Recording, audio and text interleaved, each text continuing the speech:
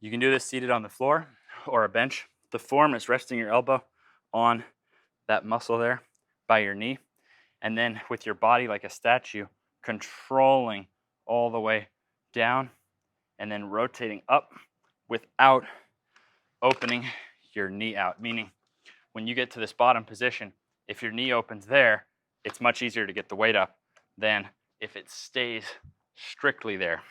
For that reason, you could set up next to a bench actually. So if I set up here and I put my knee there, now to get up, I can go as hard as I want and I don't have to worry about cheating because my knee can't go past the bench. The reason this is the foundation for bulletproof shoulders is because it's not the pecs or the lats or the biceps or the triceps that hold our shoulder together. If you think about throwing or pressing, for example, throwing is the most surgery-producing shoulder movement in humans.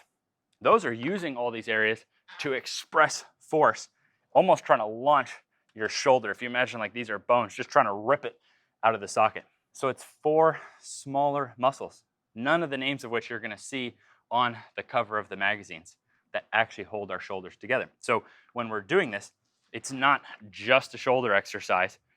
We're directly increasing the strength that our body can hold on to its shoulder. So essentially, to bulletproof your own shoulder, you have a math equation of how powerful are all the other muscles versus how strong are you on this exercise. And there's probably many different ways you could do this. This is not the only exercise in my shoulder ability formula, but this is the foundational one.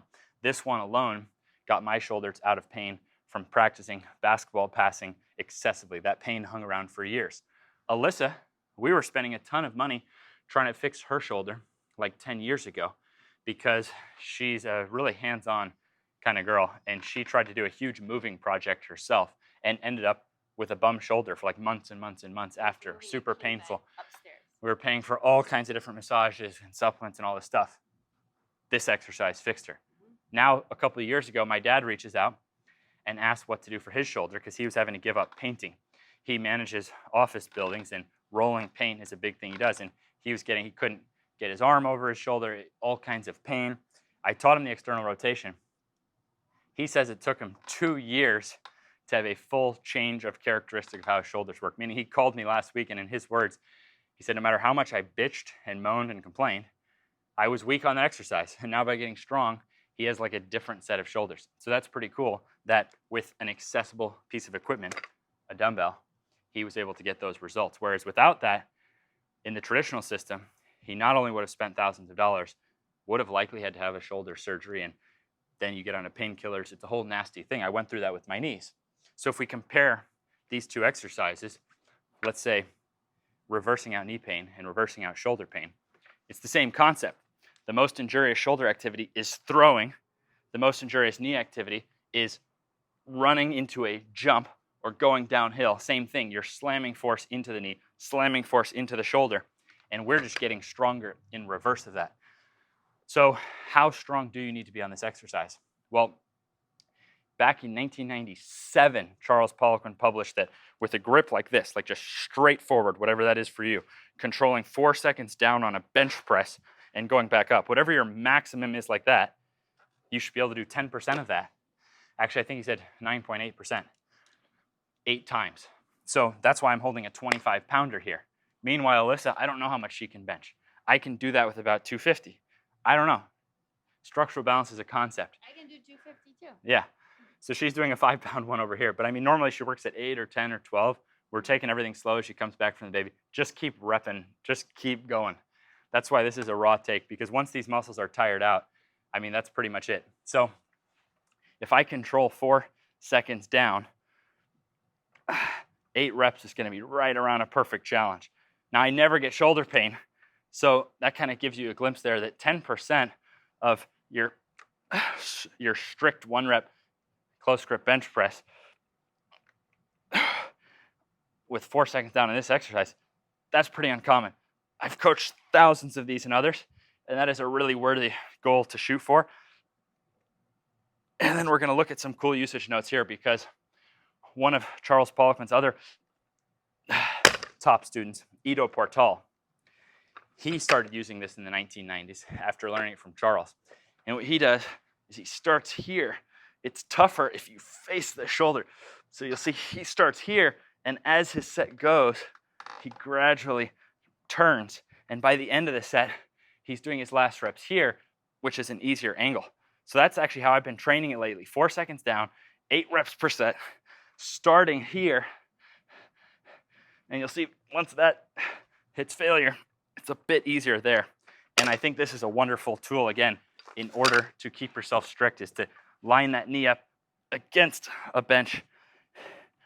And when in doubt, send in your form through the app. So across the boards, that's what we do for work, is we just make it the lowest price possible to coach form to perfection. So this is not on the magazine covers.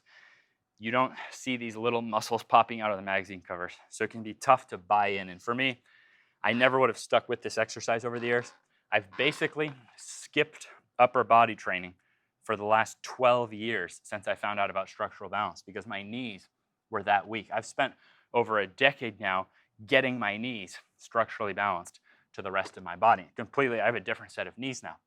Now that I am balanced, I am in moderation, meaning only trying to be structurally balanced. I am actually training my upper body now. So I'm actually trying to keep my upper body now up to par with my legs and stay structurally balanced within it. So I'm training it now, but if it weren't for having a target, I don't think I would stick with this exercise. So huge credit to Charles Poliquin, who trained Olympic medalists in over 20 different sports. He was a true master of strength training. And that target gives me something that I can really work with. And there's other numbers. So like, I don't do flat bench anymore, but I can compare this to my other numbers. That's why I'm working on a calculator, because it's ridiculous to expect people to do all that math. But on my personal program right now, I at least give targets with the numbers if you wanted, for the, for the super diehards who want to calculate. And meanwhile, our tech team is working on making that a calculator. So it'll literally tell you to be structurally balanced. Oh, if you're doing 6 reps or 8 reps or whatever the reps are, it'll just do the math for you. And credit to Ido Portal for that trick with starting facing it, because I've been using that and it's definitely getting my rotator strong. In his words, get brutally strong rotators. And he's known, if you think of Ido Portal, most people think of this amazing body weight guy. They don't think of weights at all. He goes out and he does his seminars out in the wilderness.